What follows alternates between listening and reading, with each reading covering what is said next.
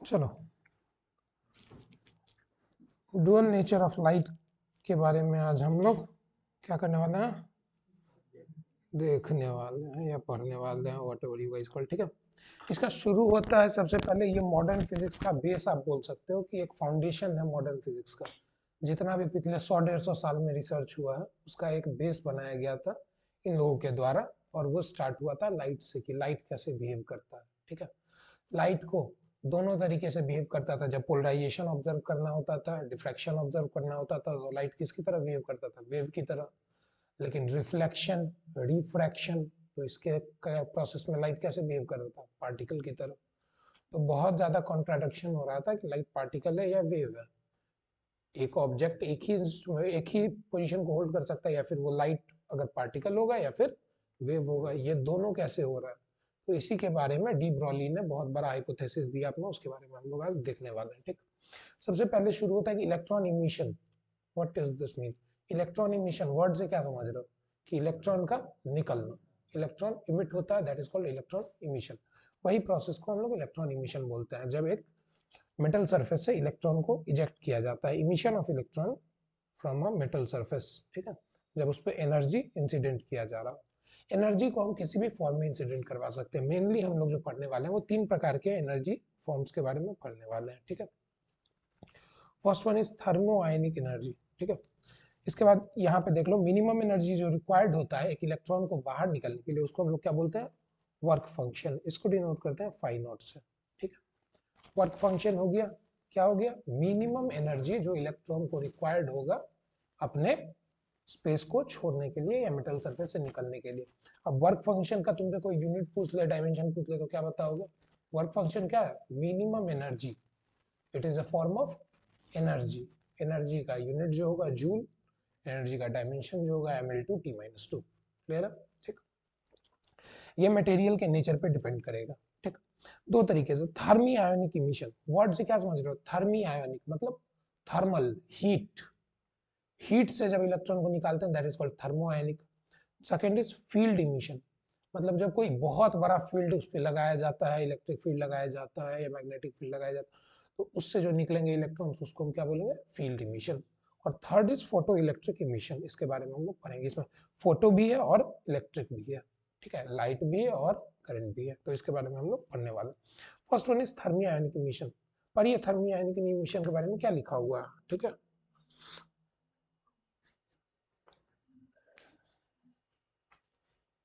Clear है? Emission of electron from the metal surface when it is heated, जब उसको गर्म किया गया और वो निकल गया, ऐसे प्रोसेस को हम लोग क्या बोलेंगे, थर्मियोनिक इमिशन। ये इलेक्ट्रॉन्स जो है ये अपना जगह छोड़ के निकल जाते हैं। ठीक है, चलो, field emission. Next is field emission. पर ये क्या लिखा हुआ फील्ड इमिशन में?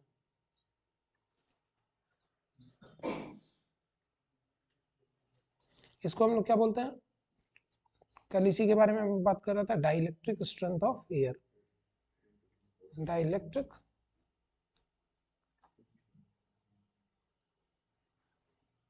Strength of air.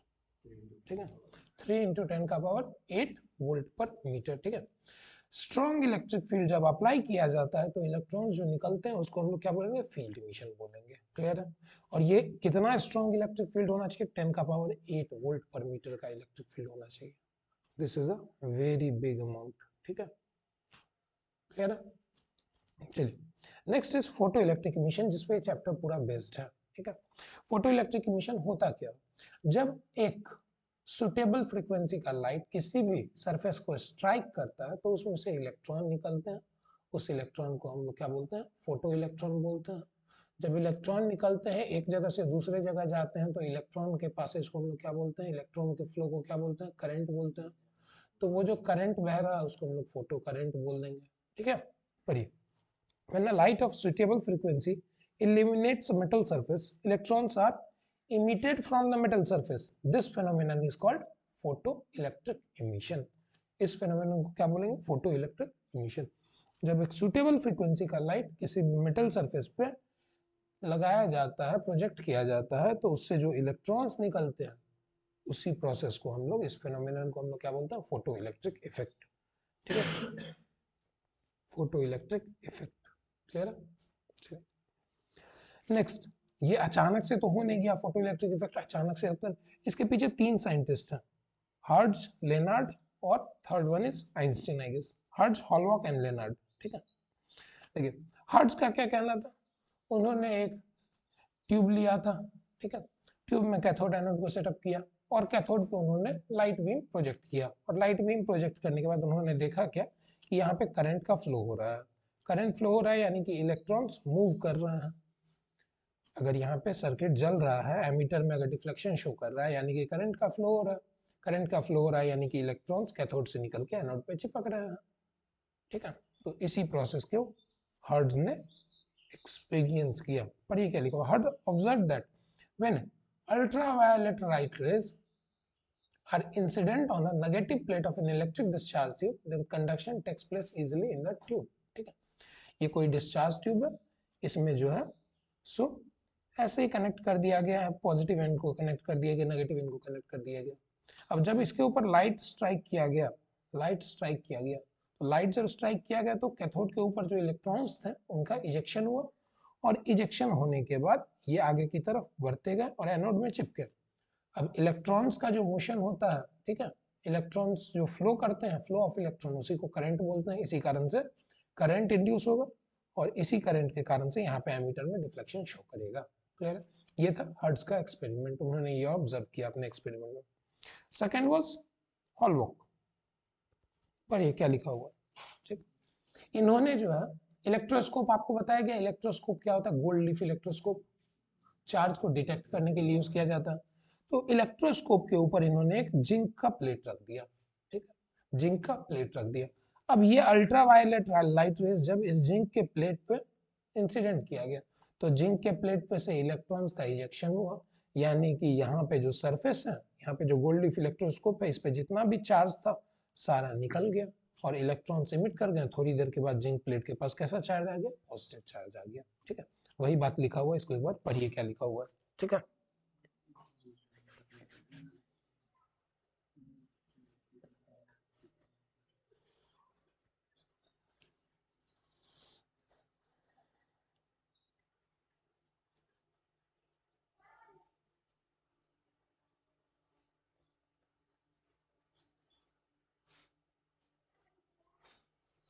कोई दिक्कत, ठीक।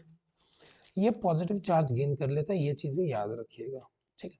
अब जैसे कि इसमें, इस केस में हर्ट्ज के एक्सपेरिमेंट में आपका सवाल ये हो सकता है, सर ये तो आपने कैथोड पे लाइट डाला ना, अगर आपने एनोड पे लाइट रेज डाले होते तो क्या होता, एनोड से इलेक्ट्रॉन्स निकलते, ये कैथोड की तरफ जाते, क्या नेगेटिव चार्ज, नेगेटिव चार्ज, तो वो करंट का फ्लो नहीं होता वहां पे करंट का फ्लो नहीं होता, इलेक्ट्रॉन का इमिशन जरूर होता पर करंट का फ्लो नहीं होता, ठीक है। इसी तरीके से ये भी है, क्लियर है इतना चीज, ठीक। नेक्स्ट, लेनार्ड का एक्सपेरिमेंट पढ़िए क्या हो रहा है। लेनार्ड और हर्ट्ज का एक्सपेरिमेंट लगभग लगभग आपको सेम ही दिखेगा, पढ़िए क्या।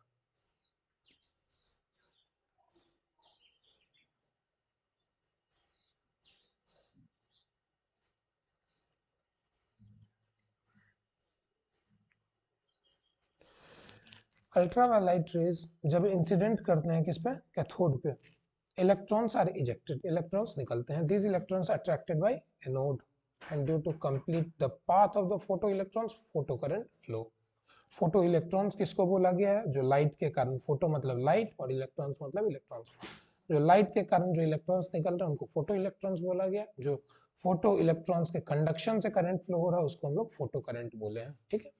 When ultraviolet rays are incident on anode, वही बात लिखा हुआ है कि electrons are ejected but current does not flow. ये बात अभी जस्ट मैंने आपको बताया कि इलेक्ट्रॉन्स तो इजेक्ट करेंगे बट करंट फ्लो नहीं करेगा, क्लियर है इतना चीज, ठीक। Next is work function, next is work function. What is work function, what is, इसको फाई से डिनोट करते हैं हम लोग, अभी जस्ट बताया गया वर्क फंक्शन के बारे में कि मिनिमम एनर्जी कितना चाहिए इलेक्ट्रॉन को निकलने के लिए, ठीक है। Minimum energy required by an electron to escape from the metal surface, इसको हम लोग बोलेंगे वर्क फंक्शन, ठीक है। ये मेटल के नेचर पे डिपेंड करता है, ठीक है। सबसे ज्यादा किसका होता है, सबसे कम किसका होता है, ये बात याद रखिए। सबसे कम किसका होता है, सीजियम का होता है, ठीक है। सबसे कम किसका होता है, सीजियम का होता है और सबसे ज्यादा प्लैटिनम का होता है। ठीक, ये चीज आप याद रखिएगा, बिहार बोर्ड में फैक्चुअल डाटा बहुत पूछता है, इसी के लिए कम ज्यादा वाला याद रखिए, बाकी बीच वाला मॉडरेशन में बहुत सारा मेटल होगा। ठीक है, देखिए इसके बाद आइंस्टीन आए और उन्होंने अपना क्वांटम थ्योरी ऑफ लाइट दिया। क्वांटम थ्योरी में क्या बोलता है कि लाइट्स जो है छोटे छोटे कॉर्पस्कुलर पार्टिकल से बने हुए हैं, जिसको उन्होंने नाम दिया एनर्जी के पैकेट, और उस एनर्जी के पैकेट को उन्होंने नाम दिया क्वांटा। ठीक है, वो छोटे छोटे पैकेट से बने हुए हैं। देखिए इन्होंने क्या कहा कि लाइट बिहेव कैसे कर रहा है, क्वांटा की तरह बिहेव कर रहा है जब ये मैटर के साथ इंटरेक्ट कर रहा है। लाइट किसकी तरह बिहेव कर रहा है, क्वांटा की तरह, जब ये मैटर के साथ इंटरेक्ट कर रहा है। इसी एनर्जी क्वांटा को उन्होंने क्या बोला, फोटॉन्स बोला। ठीक है, लाइट के पास कुछ मास होता है क्या, इसका मतलब क्वांटा का मास कितना होगा, क्लियर है। ठीक, having definite energy and momentum, having definite energy and momentum, momentum है बट मास नहीं है। ठीक है, इसके बारे में हम लोग अभी पढ़ेंगे क्या होता है, ये फॉर्मूला क्या होता है। आइंस्टीन का मास एनर्जी इक्विवेलेंस तो सबको याद होगा, याद है क्या होता है, और बड़ा सा इक्वेशन। ठीक है, हाँ, electrons travel with speed of light in vacuum, क्या है, c बराबर 3,00,000 किलोमीटर पर सेकेंड, 3,00,000 किलोमीटर पर सेकेंड, और 3 × 10⁻8 मीटर पर सेकेंड। ठीक है, फोटॉन्स जो होते हैं वो इलेक्ट्रिकली क्या होते हैं, न्यूट्रल होते हैं and not affected by electric और मैग्नेटिक फील्ड। इलेक्ट्रिकली ये क्या होता है, न्यूट्रल होते हैं। ठीक, चलिए इसके बाद आया एनर्जी ऑफ फोटोन पे। ठीक है, अब फोटोन कहां से आ रहा है, फोटोन जब लाइट इंटरैक्ट कर रहा है तब फोटोन आ रहा है। ठीक है, अब लाइट के फ्रीक्वेंसी पे तो उसको डिपेंड करना ही पड़ेगा। तो यही बात प्लैंक साहब ने कही कि फोटोन का जो एनर्जी होगा वो किस पे डिपेंड करेगा, लाइट के फ्रीक्वेंसी पे। ठीक है, यहाँ से प्रोपोर्शनैलिटी का साइन हटा तो ये कांस्टेंट है, इसको मैंने बोला एच न्यू, इसको मैंने क्या बोला एच, और एच को मैंने क्या बोल दिया, प्लैंक्स कांस्टेंट, जिसका वैल्यू कितना होता है 6.62 इंटू 10⁻⁻34 जूल सेकेंड। ठीक, बैक टू प्रोपोर्शनल, हाँ हाँ हाँ हाँ, ये ठीक है, ये ठीक है। हाँ देखिए एक और यूनिट दिया हुआ है एच सी का वैल्यू 12,400, ये बात याद रखिएगा, न्यूमेरिकल बनाने में आपको ये बहुत काम देगा, 12,400 एंगस्ट्रॉम ईवी। क्लियर है, चलिए नेक्स्ट, तो E बराबर एच न्यू आ गया। अब इसी फॉर्मुलेशन को थोड़ा सा एक्सपेंड करते हैं, E बराबर एच न्यू। ठीक है, हम लोग पढ़े हुए थे अपने सिलेबस में वेव के 11th में कि sir speed of any wave बराबर क्या होता है, लैम्डा इंटू म्यू, या फिर लैम्डा बाई टी, यही पढ़े है ना। ठीक, तो बस स्पीड कितना है वेव का, c है, c बराबर लैम्डा इंटू म्यू, अगर म्यू की वैल्यू पता करनी हो तो c बाई लैम्डा। तो यहाँ पे फॉर्मूला एक और बन सकता है, E बराबर म्यू की जगह पे क्या लिख दूं, h c by lambda. Clear है, E की जगह पे एच सी बाई लैम्डा। ठीक, चलिए यही फॉर्मूला हो जाता है, E बराबर एच सी बाई लैम्डा। ठीक है, देखिए मोमेंटम की बात की जाए तो मोमेंटम ऑफ पार्टिकल क्या होगा, E बाई सी। ठीक है, E बाई सी। अब एक चीज आपको मैं बता दूं, आइंस्टीन का फेमस मास एनर्जी इक्विवेलेंस जो है,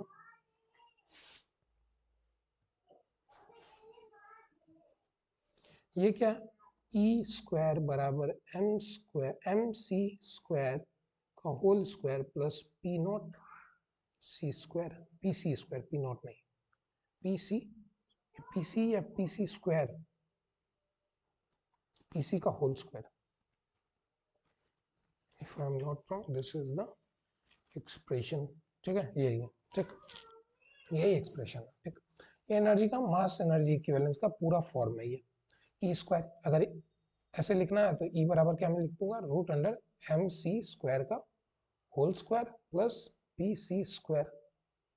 ठीक है, ये इस फॉर्म में भी लिखा जा सकता है। अब देखिए मास एनर्जी इक्विवेलेंस को हम लोग यूज कैसे करते हैं, लीनियर मोमेंटम ऑफ फोटोन अगर हमको निकालना है, लीनियर मोमेंटम ऑफ फोटोन यानी कि मास कितना होगा, रेस्ट मास एम नॉट सी स्क्वायर, जैसे हाँ हाँ, पी मोमेंटम है, सी स्पीड ऑफ लाइट है, m naught rest mass of the particle है, ई एनर्जी है, सी स्पीड ऑफ लाइट है। क्लियर है, ठीक है। अब देखिए यहाँ पे एम नॉट की वैल्यू कितनी है बच्चा, 0। ठीक है, मास विल बी 0, तो this term will 0 drop down to 0, बचा मेरे पास क्या, ई स्क्वायर बराबर पी सी स्क्वायर, ई बराबर ई स्क्वायर बराबर पी सी का होल स्क्वायर, यानी कि ई बराबर पी सी, यानी कि मोमेंटम बराबर ई बाई सी, मोमेंटम बराबर ई बाई सी। वही बात यहाँ पे लिखा हो, लीनियर मोमेंटम अगर निकालना है तो उसको हम एनर्जी के फॉर्म्स में निकालते हैं, ठीक है, एनर्जी के फॉर्म्स में, energy by speed of light will give us, और एनर्जी क्या होती है, एच न्यू होती है, h nu divided by c, या फिर energy h c by lambda होती है, तो सी सी कट गया, एच बाई लेमडा हो जाएगा, लीनियर मोमेंटम। आप मास एनर्जी इक्विवेलेंस को याद कीजिए, बाकी चीजें आपको ये सब चीजें याद रहेगी आगे आगे, ठीक है। इफेक्टिव मास की बात की जाए, ठीक है, रेस्ट मास कितना होता है, 0, इफेक्टिव मास की भी अब बात की जा रही है, ठीक है। इफेक्टिव मास में इस वाले टर्म को आप 0 कीजिए, क्या हो गया, ई बराबर एम सी स्क्वायर, आपका जो हम बचपन से पढ़ रहे हैं, ई बराबर एम सी स्क्वायर, ठीक है। तो एम के बारे में बताएंगे तो क्या बोलेंगे, ई बाई सी स्क्वायर, यानी कि h c by C square, यानी कि एच बाई सी, ठीक है, दिस इज द इक्वेशन। अच्छा सी स्क्वायर है, सॉरी, हाँ सी स्क्वायर, कहीं कुछ गलती हो रहा है क्या,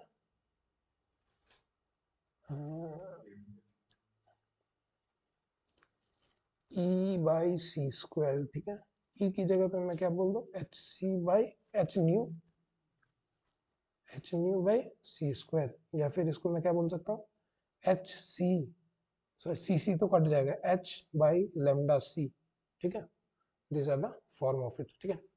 मास ऑफ वायलेट लाइट, यानी कि लेमडा के बढ़ाने से, ये आप देख रहे हैं कि कैसा रिलेशन इसका बन रहा है, मास जो है इनवर्सली प्रोपोर्शनल है लेमडा के, मास क्या है, इनवर्सली प्रोपोर्शनल है लेमडा के, यानी कि जिसका लेमडा ज्यादा, जिसका लेमडा ज्यादा उसका मास कम, लेमडा ज्यादा किसका होता है, किसका होता है, रेड का या वायलेट का,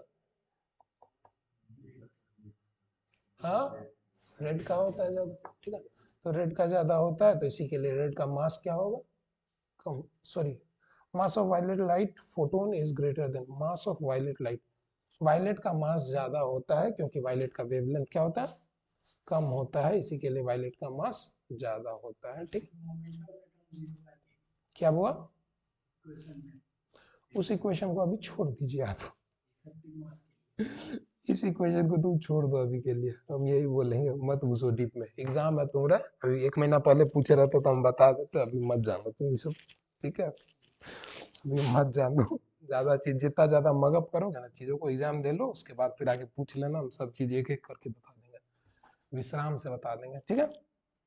अभी के लिए बस जितना जानना है आपको एग्जाम के लिए जितना इंपॉर्टेंट है उतना जानिए, ठीक, यानी कि रेस्ट मास ऑफ फोटोन क्या होगा, हमेशा 0 होगा, हम लोग से जब भी मास पूछा जाएगा that will be effective mass, effective mass का फॉर्मूला क्या हो जाएगा, E square by E, sorry E by C square, ठीक है, E by C square, clear. उसके बाद आता है photo electric effect, photo electric effect का जब भी नाम सुनते होगे तुम लोग को लगता होगा कि कौन, आइंस्टाइन, ठीक है, ठीक, लेकिन आइंस्टाइन नहीं, आइंस्टाइन सबसे एंड में आए थे फोटो इलेक्ट्रिक इफेक्ट का, उन्होंने मेजरली थ्योरियाज दी, बट जो इनिशियल एक्सपेरिमेंटल सेटअप था, एक्सपेरिमेंट्स इनिशियल किए थे वो इन्हीं दोनों किए थे, हर्ट्ज और हॉलबर्ग ने, ठीक है, ठीक, देखिए क्या लिखा हुआ, phenomenon of ejecting lights, मतलब ejection of electrons when light of suitable frequency falls on a metal, ejected electrons are called photoelectrons and current flowing due to the photoelectrons is called photoelectric current, this effect was discovered by Hertz, Henrik Hertz, ठीक है, ठीक, यही चीज बताया जा रहा है इस फिगर में, क्लियर है, देखिए law of photo electric effect किसके द्वारा दिया गया था, लेनार्ड के द्वारा, ये लेनार्ड है आई गेस, ये लेनार्ड है और ये हेनरिक हर्ट्ज है, if I am not wrong, पता नहीं नाम लिखे नहीं तो हमको फोटो याद नहीं आ रहा कौन किसका फोटो है, कोई कोई होगा, ठीक है, कोई कोई होगा, ठीक, law of photo electric effect किसके द्वारा दिया गया था, लेनार्ड के द्वारा दिया गया था, वो उसको एक्सप्लेन करने का काम किया था आइंस्टीन ने, ठीक है, आइंस्टीन ने इसको एक्सप्लेन करने का काम किया था, आइंस्टीन को नोबेल प्राइज मिला, किस चीज के लिए, बहुत आदमी को कंफ्यूजन होता है कि स्पेशल थ्योरी ऑफ रिलेटिविटी उन्होंने दिया 1905 में, जीटीआर दिया जनरल थ्योरी ऑफ रिलेटिविटी उन्होंने दिया 1912 में, इसके लिए उनको नोबेल प्राइज मिला, ठीक है, लेकिन ऐसा नहीं है। आइंस्टीन को नोबेल प्राइज मिला गया था फोटो इलेक्ट्रिक इफेक्ट के एक्सप्लेनेशन के लिए, जो उन्होंने 1921 में दिया था, if I am not wrong about the year, 1921 या 22 में दिया था, ठीक है, जिसको एक्सप्लेन किया था उन्होंने बहुत ही अपने कैलकुलेशन की मदद से एक्सप्लेन किया था, ठीक। और एक बात, आइंस्टीन को जो है सो बहुत दिक्कत था कि लाइट वेव की तरह बिहेव कर रहा है, पार्टिकल की तरह बिहेव कर रहा है। आगे एक साइंटिस्ट आएंगे डी ब्रॉली, ठीक है, डी ब्रॉली से इनका डिबेट हो गया था कि भगवान हमारे साथ डाइस नहीं खेल रहा है, लूडो नहीं खेल रहा है भगवान हमारे साथ, जो एक बार देखोगे तुमको दिखेगा 6 आ रहा है, एक बार देखोगे 1 आ रहा है। सच है, लाइट एक बार पार्टिकल की तरह बिहेव करेगा, लाइट एक बार वेव की तरह बिहेव करेगा, एक ऑब्जेक्ट है, एक ही प्रॉपर्टी वो इनहेरिट करेगा, ऐसा ही कुछ इनका कहना था। और इनका डी ब्रॉली के साथ, उस टाइम के बहुत बड़े साइंटिस्ट थे, डी ब्रॉली के साथ इनका कभी नहीं बना, ठीक है। और इसीलिए आइंस्टीन को बोला जाता है कि उनको क्वांटम मैकेनिक्स कभी समझ में नहीं आया, क्योंकि उनका परसेप्शन ही पहले बन गया था कि भगवान कभी ये दो फेस वाले हो ही नहीं सकते हैं, मतलब ये भी होगा ये भी होगा, ऐसा कभी सर्टेनिटी नहीं है क्वांटम में, ठीक है। चलिए, फोटो इलेक्ट्रिक इमिशन के लिए आप जान रहे हैं कि वेव फंक्शन किसको बोला गया था, मिनिमम एनर्जी, ठीक है, यानी कि वेव फंक्शन से जब भी ज्यादा एनर्जी होगा तो इलेक्ट्रिक इमिशन होगा, ठीक है। Condition for photo electric emission आपसे पूछा जाएगा तो आप क्या बोलिएगा, wave function, sorry work function, हम साइड करें वर्क फंक्शन, ठीक है, वर्क फंक्शन से जब भी ज्यादा एनर्जी रहेगा या बराबर एनर्जी रहेगा किसके, एनर्जी ऑफ फोटोन के, ठीक है, सॉरी उल्टा कर दिया हम, ठीक है, एनर्जी ऑफ फोटोन जब भी ज्यादा होगा तो वर्क फंक्शन, मतलब वर्क फंक्शन से तो इलेक्ट्रॉन का इजेक्शन होगा, क्लियर है। देखिए, फोटो इलेक्ट्रिक इमिशन के लिए एक्सपेरिमेंटल सेटअप क्या है, सेम चीज, एक ट्यूब लिया गया जो लेनार्ड ने किया था, एक ट्यूब लिया गया जिसमें कैथोड कैथोड सेटअप किया गया, कैथोड पे एक लाइट रेव इंसिडेंट करवाया गया, इलेक्ट्रॉन्स का इमिशन हुआ जो जाके एनोड पे चिपके, इसी को बोला जाता है फोटो इलेक्ट्रिक इफेक्ट, यही इसका एक्सपेरिमेंटल सेटअप है, ठीक है, यही इसका एक्सपेरिमेंटल सेटअप है, ये आप पढ़ सकते हैं, ठीक है। हाँ, rheostat is nothing but a resistance, ठीक है, रेसिस्टेंस और रियोस्टेट में अंतर क्या हो जाता है ये जान लीजिए थोड़ा सा, कि रेसिस्टेंस जो होता है वो पैक्ड फॉर्म में रहता है, ये 2 ओम का रेजिस्टेंस है, ये 10 ओम का रेजिस्टेंस है। अब 10 ओम का रेजिस्टेंस मेरे पास सिर्फ एक है, उसको हम 2 ओम का रेजिस्टेंस बना सकते हैं क्या, नहीं बना सकते हैं, there is no other way. लेकिन रियोस्टेट एक ऐसा डिवाइस है जिसमें क्या होता है कि रेंजेस होते हैं, रेंज होते हैं 1 ओम से लेके 1000 ओम तक, ये आप कहीं भी सेटअप कर सकते हैं। जैसे कि इसको बोलते हैं मूविंग आर्म, इसी को जॉकी बोलते हैं। मूविंग आर्म को आपने यहाँ पे रख दिया तो resistance will be lower, moving arm आपने यहाँ पे रख दिया, resistance will be more lower. Moving arm को जितना आप एक्सपेंड करते रहेंगे, यहाँ पे डाटा वैल्यू दिया रहता है 1 ओम, 10 ओम, 100 ओम, 1000 ओम, इस तरीके से। तो आप जैसे जैसे एक्सपेंड करते जाएंगे, लेंथ जैसे जैसे बढ़ाते जाएंगे कंडक्टर का, वैसे वैसे रेजिस्टेंस बढ़ता जाएगा, यही होता है रियोस्टेट। रियोस्टेट का भी यूनिट डायमेंशन आप याद रखिएगा, वो ऑब्जेक्टिव में पूछा जा सकता है, कंफ्यूज, हाँ ओम ही होगा, ओम ही होगा, ठीक। यही है फोटो इलेक्ट्रिक इमिशन का एक्सपेरिमेंटल सेटअप, इसको आप एक बार पढ़ लीजिएगा, व्हाट इज दिस, ओके। आगे बढ़ूंगा, ठीक, nothing new in that. Photo electron, ये सब चीज आप जान रहे हैं, फोटो इलेक्ट्रॉन किसको बोलेंगे, दो इलेक्ट्रॉन इमिट किए जा रहा है उसको हम लोग फोटो इलेक्ट्रॉन बोलेंगे। फोटो इलेक्ट्रिक करंट किसको बोलेंगे, जो इलेक्ट्रॉन्स फोटो इलेक्ट्रॉन्स के फ्लो के कारण से जो करंट बह रहे हैं उनको हम लोग फोटो इलेक्ट्रिक करंट बोलेंगे। Work function, minimum energy required, ठीक है, this is denoted by phi, okay, phi not, ठीक। सैचुरेशन करंट किसको बोलेंगे, पर ये एक बार सैचुरेशन करंट किसको बोलेंगे, when all photocurrent emitted by cathode reaches the anode, ठीक है, then current flowing in the circuit at the instant is known as saturated current। जब सारा इलेक्ट्रॉन्स इमिट होना शुरू हो जाए, कहां से, कैथोड से एनोड की तरफ, तो उस टाइम जो करंट का फ्लो होगा that is called saturation current, ठीक है। ये मैक्सिमम वैल्यू होगा फोटो करंट का, maximum value of photocurrent is called saturation current, ठीक। Next is stopping potential. Stopping potential किसको बोलेंगे, minimum magnitude of negative potential, ठीक है, minimum magnitude of negative potential of anode. अब ये सारा इलेक्ट्रॉन जाके कहाँ चिपक रहा है, एनोड पे जाके चिपक रहा है, cathode and this one is anode. ये इलेक्ट्रॉन्स निकल के कहाँ चिपक रहे हैं, एनोड पे चिपक रहे हैं, ठीक। बोला जाता है कि minimum magnitude of negative charge, negative potential at anode, ठीक है, with respect to cathode for which current is zero. ऐसा पोटेंशियल जिसके लिए करंट का वैल्यू जीरो हो उसको हम लोग क्या बोलेंगे, स्टॉपिंग पोटेंशियल, या फिर कट ऑफ वोल्टेज भी इसी को बोला जाता है, स्टॉपिंग पोटेंशियल और cut off voltage. Next is retarding potential. Retarding मतलब आप समझ रहे हैं acceleration, retardation, negative of potential, negative potential को हम लोग रिटार्डिंग पोटेंशियल बोलेंगे। Negative potential of anode with respect to cathode which is less than the stopping potential is called retarding potential, ठीक है। इस सब का कुछ ग्राफ होता है, जो ग्राफ आपको एक बार गो थ्रू कर लेना है एग्जाम के लिए, आपको बहुत कम इसको देखने की आवश्यकता है, ठीक है। सीबीएसई बोर्ड में ऑल दो पूछा भी जाता है, बट बिहार बोर्ड के लिए, स्टेट बोर्ड के लिए ये लीस्ट इंपॉर्टेंट है, ठीक। Magnitude of minimum negative potential at which, कौन सा करंट, फोटो करंट, ठीक है, becomes zero is called stopping potential, ठीक। Stopping potential of most energetic electrons are stopping potential measure maximum kinetic energy of the photoelectron, ठीक। Intensity के साथ कैसे vary करता है, इंटेंसिटी और फोटो करंट के बीच में बहुत डायरेक्ट रिलेशन है। इंटेंसिटी बढ़ाएंगे लाइट का तो करंट ज्यादा बहेगा, ज्यादा इलेक्ट्रॉन का इमिशन होगा, ज्यादा करंट बहेगा, ठीक है। यही चीज आपको इस फिगर से दिखाया गया, इंटेंसिटी ऑफ लाइट ऑफ, हाँ, लीनियरली बढ़ेगा ये चीज, ठीक है। जैसे जैसे इंटेंसिटी बढ़ेगा वैसे वैसे फोटो करंट ग्रो करेगा, ठीक है। ठीक। इसको आप लोग, इस सब डिफिनीशन को आप एक बार पढ़ लीजिएगा, ठीक है, this definition. Next is just ये बंद होने वाला बहुत जल्द, क्या किया जाए, क्या किया जाए, व्हाट टू डू। लाइट के आने के आसार क्या हो रहे हैं लाइट को गाइस, अभी तो है, आधे चैप्टर बचे हुए हैं, आधे चैप्टर बचे हुए हैं। चलो देखो, जब तक चल रहा है चलाते हैं, ठीक है। देख, फ्रीक्वेंसी के इफेक्ट के बारे में क्या कहना है। फ्रीक्वेंसी, जैसे जैसे फ्रीक्वेंसी बढ़ेगा वैसे वैसे फोटो करंट का वैल्यू बढ़ेगा, ठीक है। फ्रीक्वेंसी जैसे जैसे बढ़ेगा वैसे वैसे स्टॉपिंग पोटेंशियल बढ़ेगा, ठीक। इसको, इस इक्वेशन के बारे में, इस ग्राफ के बारे में हम नीचे आ रहे हैं, नीचे जिक्र कर रहे हैं इस ग्राफ के बारे में। अब देखिए, सैचुरेशन करंट और रिटार्डिंग पोटेंशियल और फोटो करंट के बीच में कैसा रिलेशन है।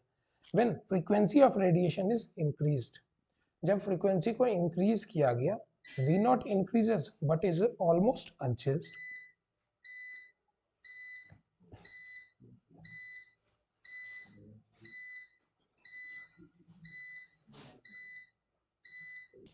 चलो, बालक और बालिकाओं क्या बता रहे थे, हम ये बताइए। इफेक्ट ऑफ फ्रीक्वेंसी पर, ये तो क्या लिखा हुआ है इफेक्ट ऑफ फ्रीक्वेंसी में, पर ये क्या लिखा हुआ,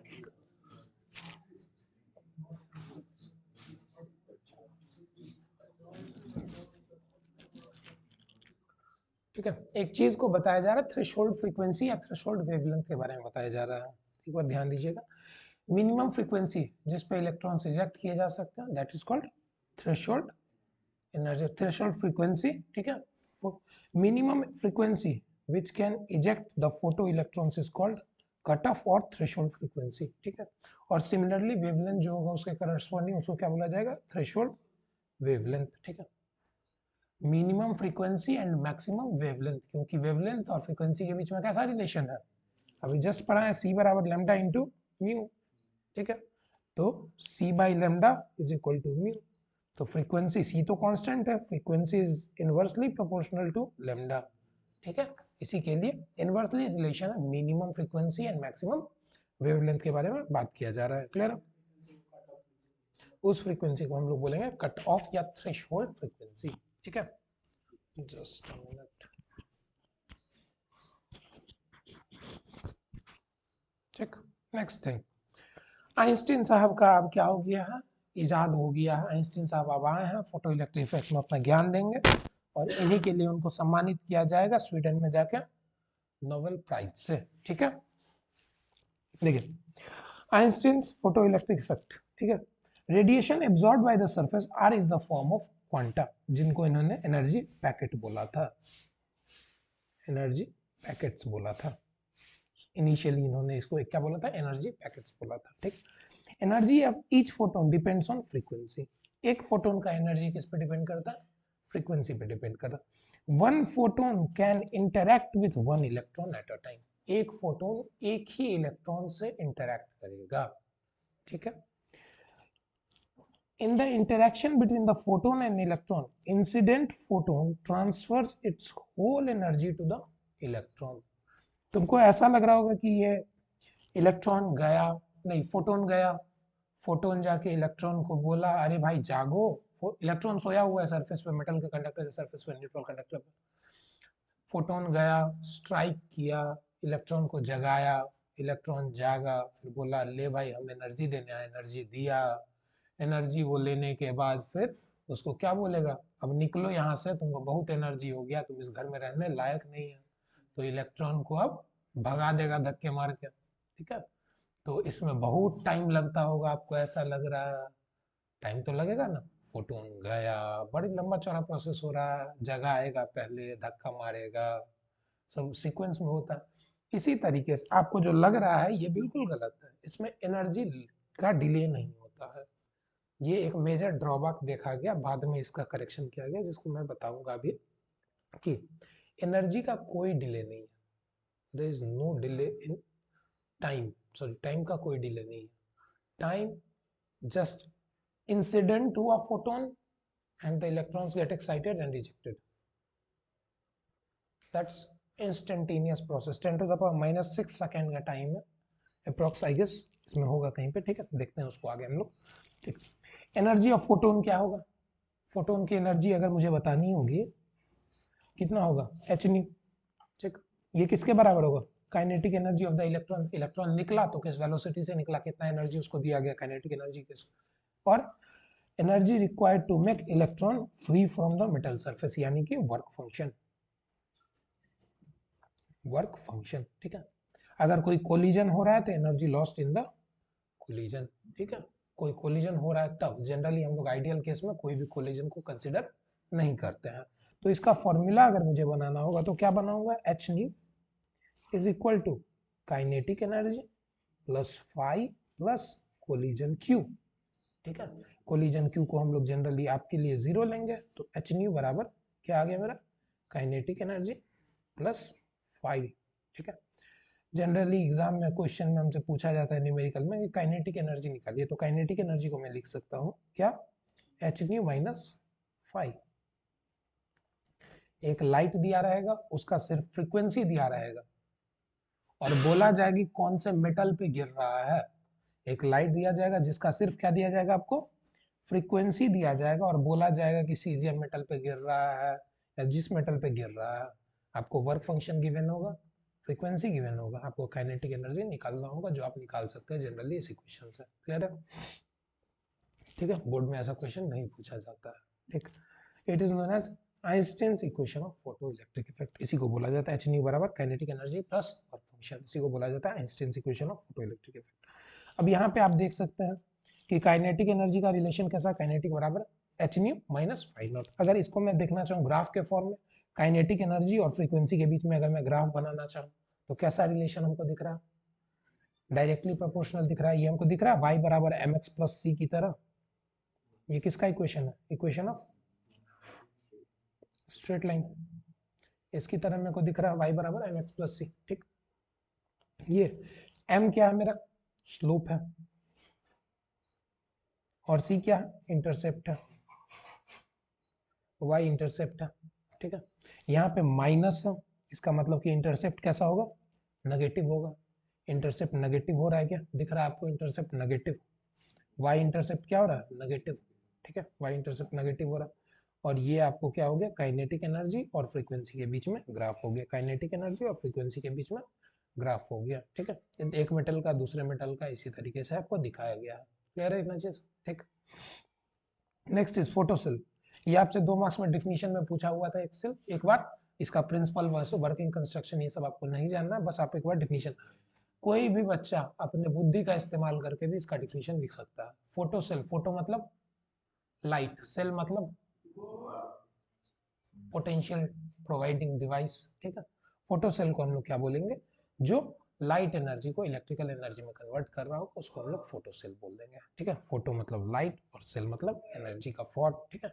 जो लाइट एनर्जी को इलेक्ट्रिकल एनर्जी में कन्वर्ट करता है ऐसे डिवाइस को हम लोग फोटो सेल बोलते हैं। क्लियर है इतना चीज, ठीक है। कोई दिक्कत इसमें, कोई दिक्कत? चलिए नेक्स्ट, फेलियर क्या था वेव थ्योरी का, फोटो इलेक्ट्रिक इफेक्ट एक्सप्लेन करते हैं, ठीक है। According to wave theory when light incident on the surface energy is redistributed continuously over the surface, ठीक है, so that electrons must take a time interval to accumulate sufficient energy to come out, but in experiment there is no time lag, ठीक है। यही चीज मैंने आपको बताया कि जब एक इलेक्ट्रॉन को जब एक फ्रीक्वेंसी को इंसिडेंट करवाया गया मेटल के सरफेस पे, तो वो फ्रीक्वेंसी जाके इलेक्ट्रॉन से टकराई, इलेक्ट्रॉन को अपना एनर्जी दिया, इलेक्ट्रॉन को जगाया, इलेक्ट्रॉन को भगाया। और इसमें आपको लग रहा है, ऐसा जनरली सबको लगता है कि इसमें टाइम लगेगा, बट इसमें कोई टाइम डिले नहीं देखा गया एक्सपेरिमेंट में। ये सब इंस्टेंटेनियस प्रोसेस था।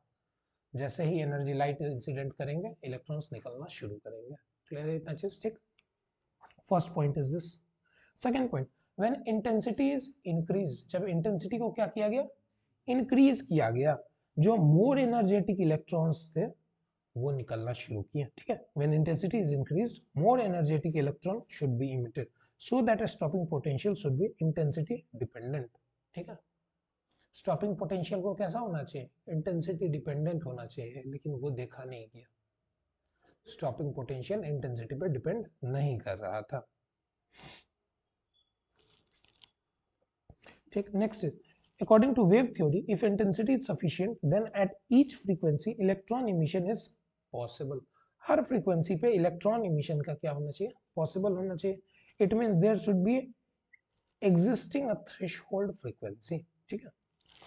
वेव थ्योरी के हिसाब से इफ इंटेंसिटी इज सफिशिएंट, अगर सफिशिएंट इंटेंसिटी है तो फ्रीक्वेंसी इलेक्ट्रॉन्स को इजेक्ट करना चाहिए। वेव थ्योरी के हिसाब से थ्रेशोल्ड फ्रीक्वेंसी नहीं होना चाहिए था, बट वो एग्जिस्ट कर रहा था, वहां पे थ्रेशोल्ड फ्रीक्वेंसी एग्जिस्ट कर रहा था, ठीक है। चलिए नेक्स्ट आए डी ब्रोली। डी ब्रोली ने बोला, इनका और आइंस्टीन का एकदम आप समझिएगा उस टाइम के बहुत दोनों महान साइंटिस्ट थे, ठीक है। डी ब्रोली का मैथमेटिकल पार्ट बहुत ज्यादा स्ट्रॉन्ग था। आइंस्टीन जो थे वो क्वांटम के जस्ट स्ट्रांगली अगेंस्ट थे कि लाइट एक बार में दो जगह पे हो ही नहीं सकता, लाइट ऐसा बिहेवियर शो ही नहीं कर सकता। आइंस्टीन और डी ब्रोगली में ऐसे समझो कि 75 का आंकड़ा था, ठीक है।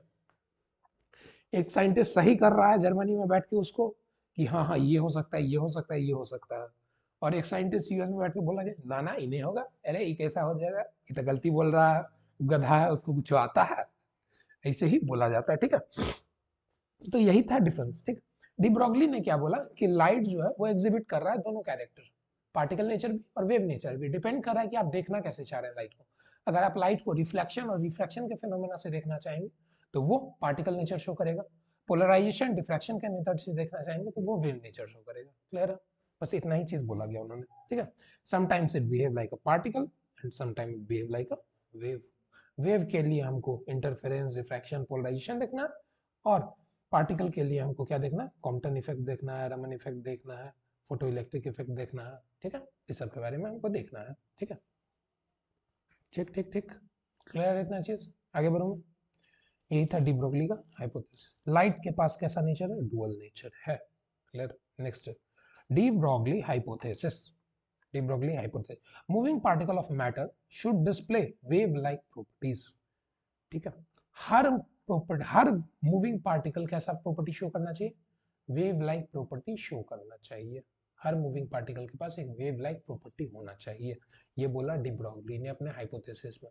अब हम भी चल रहे हैं, हम भी वेव के फॉर्म में चल रहे हैं, सोचो कितना अच्छा होगा, नदी की तरह बह बह के जाएंगे, ठीक है। तो उसमें आता है मैटर वेव का कॉन्सेप्ट जो कि आगे है, ठीक है। नहीं मैटर वेव, इसी को मैटर वेव बोला गया है। Moving particle of matter should display wave-like properties under suitable condition because the nature loves symmetry. Nature क्या करते हैं, सिमेट्री को पसंद करते हैं।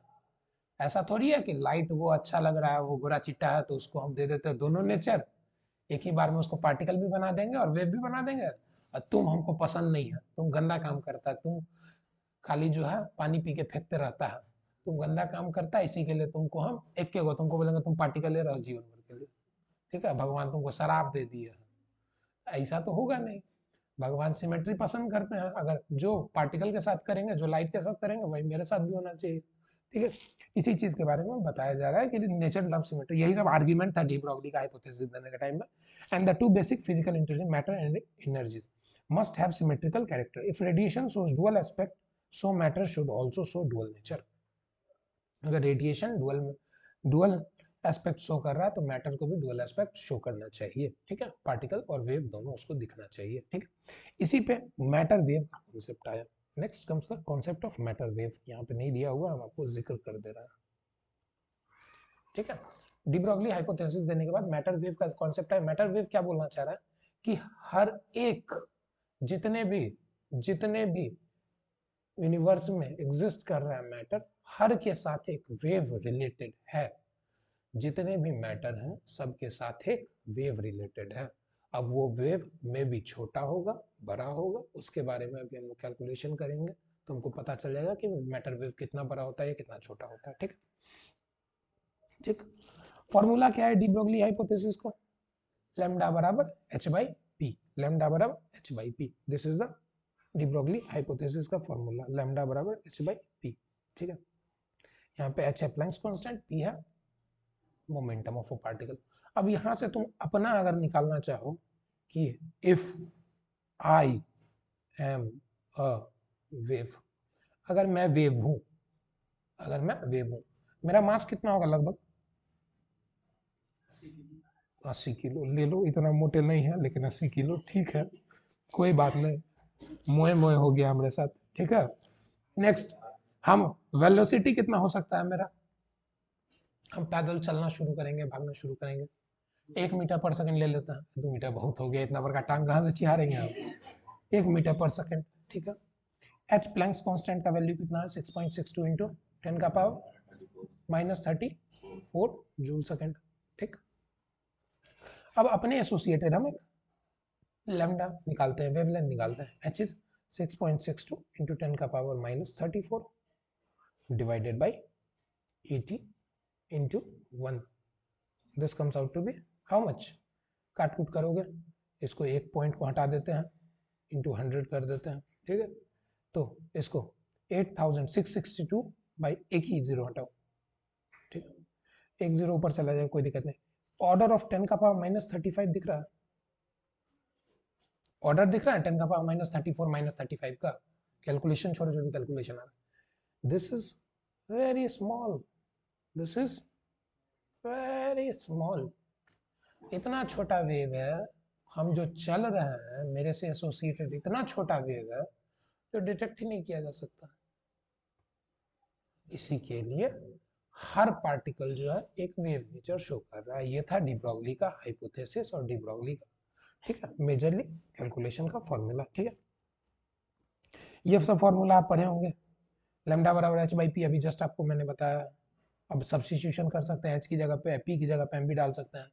अब एनर्जी दिया रहेगा कि तुम्हारा एनर्जी काइनेटिक एनर्जी तुम्हारा 10 जूल दे दी है, तब कैलकुलेशन कैसे कीजिएगा? इस मोमेंटम को हम क्या लेंगे, मोमेंटम और एनर्जी में कन्वर्जन आपको पता होगा, पी स्क्वायर बराबर पी स्क्वायर बाई 2m क्या होता है? काइनेटिक एनर्जी होता है, ये पर है, पी बराबर क्या हो जाएगा? 2m के ई, सॉरी पी स्क्वायर बराबर, अब पी बराबर √2 km, वही चीज से सब्स्टिट्यूट कर दिया गया ये वैल्यू, ठीक है। This is all about the matter wave and the concept and share, ठीक है। ये था आपका वन शॉट किस चैप्टर का? डुअल नेचर ऑफ मैटर, ठीक है। चलिए।